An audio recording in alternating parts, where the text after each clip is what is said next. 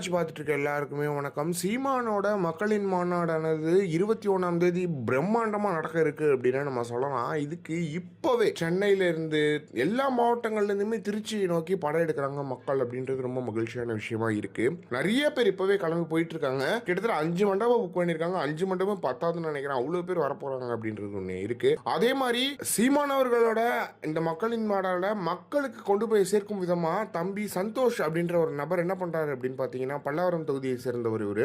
இந்த திருவிழாவை, இந்த இனத்தின் திருவிழாவை பல்லாவரம் முதல் திருச்சி வரை நடைப்பயணமாக சென்று அதை ஊக்கப்படுத்தி மக்களிடம் கொண்டு போய் சேர்க்கிறாரு அப்படின்றது ரொம்ப ரொம்ப மகிழ்ச்சியான விஷயமா இருக்கு. தம்பிக்கு மிகப்பெரிய வாழ்த்துக்கள். சென்னையில இருந்து திருச்சி எவ்வளவு தூரம், அப்ப எவ்வளவு தூரம் நடக்கணும். பல்லாவரம் தொகுதியில் ஆரம்பிச்ச நடை கிட்டத்தட்ட 2-3 நாளா அவர் நடந்து போனாதான் அவர் திருச்சிக்கு போக முடியும் அப்படின்றது ஒரு மிக முக்கியமான ஒரு விஷயமா இருக்கு.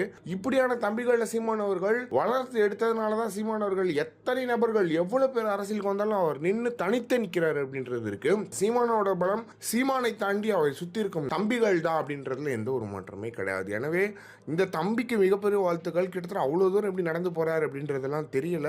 இப்படிலாம் தமிழ் தேசிய கொள்கையோடு இருக்கக்கூடிய ஒரு நபர்கள் வந்து வேற கட்சியில் இருக்கிறதுக்கான வாய்ப்புகளே கிடையாது அப்படின்றதுல எந்த ஒரு மாற்றமே கிடையாது. எனவே இந்த மாதிரியான விஷயங்களை பற்றி என்ன நினைக்கிறீங்க? நீங்க தயாராகிட்டீங்களா? எப்போ போறீங்க அப்படின்றத மறக்காம கமெண்ட் பாக்ஸ்ல சொல்லுங்க.